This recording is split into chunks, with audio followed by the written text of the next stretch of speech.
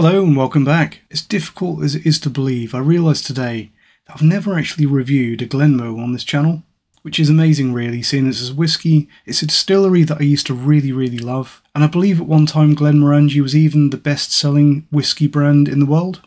So for something which is ubiquitous and just seen everywhere, at least in the UK whisky scene, it's amazing that I've not even had one of these as a sample in a calendar or anything. Probably a good time to change that though, because Glenmorangie have recently rebranded or possibly replaced one of their long-standing expressions. This is the new Glenmorangie 12, which it seems is replacing the old Glenmorangie 10. The 10-year-old that, as far as I can tell, has been around since at least the 1950s, which, it has to be said, is kind of a refreshing and bold move these days when we're more used to seeing lowering or the removal entirely of age statements, especially for something which is such a high volume entry-level expression like this. It obviously shows that Glenmorangie are very comfortable in their stock levels, or possibly that they're overproducing. Apart from the fact that they've upped the age statement by 2 years, not too much else has changed, or so it seems. 12 years old, matured in bourbon casks. The branding is pretty much the same as the 10 that it replaced, because the 10 itself was rebranded not that long ago to this sort of familiar style with the Glenmorangie on 4 levels and the very modern looking bottle presentation. This new Glenmorangie 12, it is still a flat 40%. There's still no guarantees of quality on the label or the box, such as natural colour or non-chill filtration. Regarding the 40% ABV though, I've said this before, I do often find that these light profile whiskies tend to deal with a low powered ABV a little bit better than more boldly flavoured ones do. We shall see. It'd be rude not to. I am breaking out the Glenmorangie glass today. Let's see what it's like.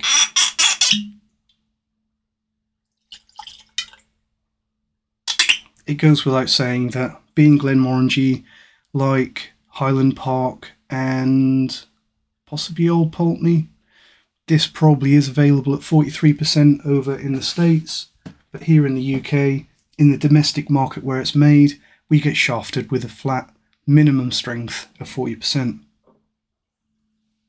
Do you think that's natural? I don't know. It could be, probably not. It definitely looks chill filtered. But there you go. You can get this stuff quite affordably here in the UK. The full price, I think, is probably near £40, which in my opinion is far too much for anything which is so poorly presented. But you can get it on offer a little bit under 30. And if you hang on long enough, I dare say that you'll probably pick a bottle of this up for about £25, possibly heading into Christmas. So Glenmorangie 12, replacing the 10 on the nose. Lovely, delicate, but fruity and vibrant nose. Fruity, sweet oak, orange juice. Really very fruity.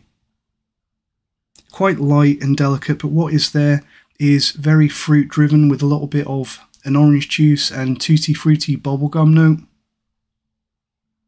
Jelly sweets, foam bananas. But there is a little bit of a hard, mineral, starchy, musty cereal note that backs that up, which actually provides quite a nice contrast, gives it a little bit of balance. Musty, mealy cereals, gristiness. I think that there is perhaps a touch of immaturity on the nose of this, suggesting that it's no more than 12 years old. But really I think that it's hidden very well in the fruity, malty profile. Let's see how it tastes.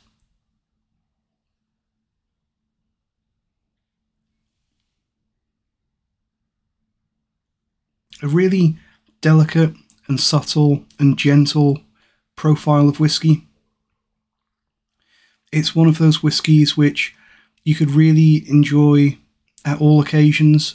It's the kind of thing that you could share with friends and family, even people who possibly even tend not to like whiskey, and as cringy as it is, the phrase breakfast whiskey does come to mind.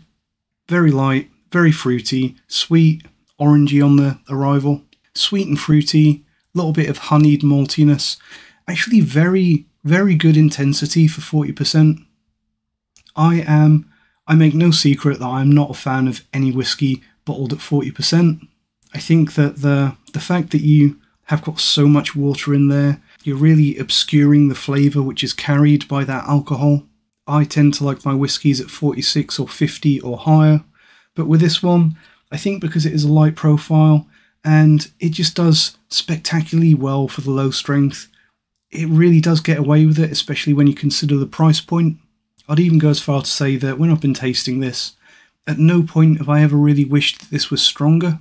As much as I like my high strength whiskies and my flavour packed drams, this one perhaps just doesn't really need it.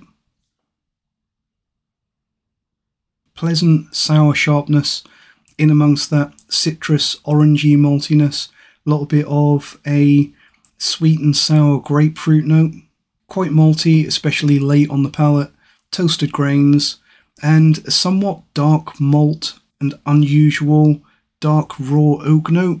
All in all, fantastic blend of fruity maltiness, citrus, sweet, with a little bit of a starchy, hard mineral grain note, and a nice little influence from the cask. Gonna have one more sip and look at the finish. Again, really all about that sweet maltiness and the astringent cereal and cask notes, really in perfect balance. I think this is a really well made whiskey. I actually think that Glenmorangie, even though I tend not to really buy them, I'm not really attracted by the style of whiskey that they do, and probably a lot of you feel the same. What they do, they are very good at it. It's a distinct style of whiskey, and it's a style of whiskey that you probably find less these days, especially when you're talking about the entry-level expressions which are a bit more distillate-driven. It's nice to find that stripped back and basic, straightforward style. Also on the finish, I'm getting more orange and grapefruit and a little bit of a ground coffee note. I'm going to go with a medium finish, but really good texture on the finish and a really nice lingering astringency. So I keep going back to the fact that I think this one does really, really well for the 40% strength. It really is very impressive for such a low strength whiskey, which possibly makes up a little bit for the fact that it's a little bit more expensive than the majority of 40% whiskies that we can buy. But you are getting something for the extra money. I do think that that oaky astringency in this one hints that while this is, they say, 12 years aged in bourbon casks down at the bottom there, I do wonder if it's not exclusively bourbon casks that have been used on this one.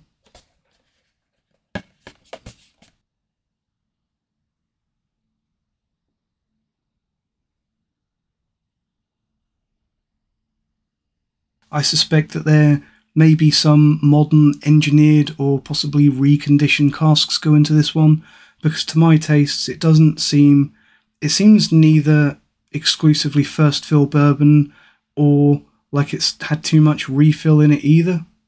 I think that years ago the Glenmorangie 10 probably it tasted to me like it had more refill in it.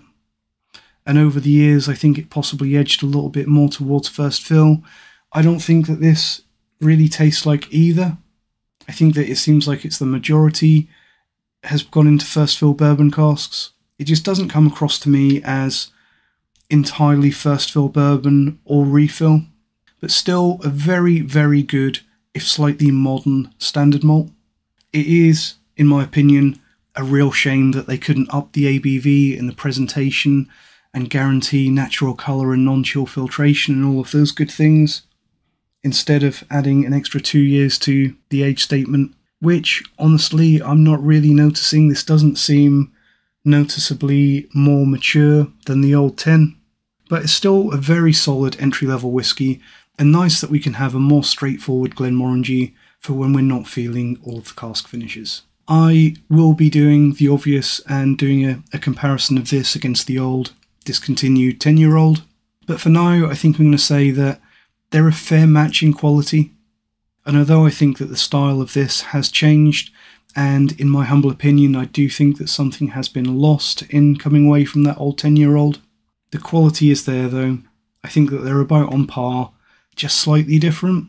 Solid entry-level expression, solid standard whiskey, and a great choice for introducing someone to whiskey or just as a casual sipper. Let me know what you think about this one if you've had it, and let me know what you think about the presentation. Because if I'm honest, even though I'm kind of colour matched to the new presentation, I quite like the old before the rebrand, like the kind of mustardy gold coloured box before it had the 4-line lettering on it. So let me know what you think of this whiskey, and let me know what you think of the rebrand too. Hope you've enjoyed this video, thanks for watching, and cheers.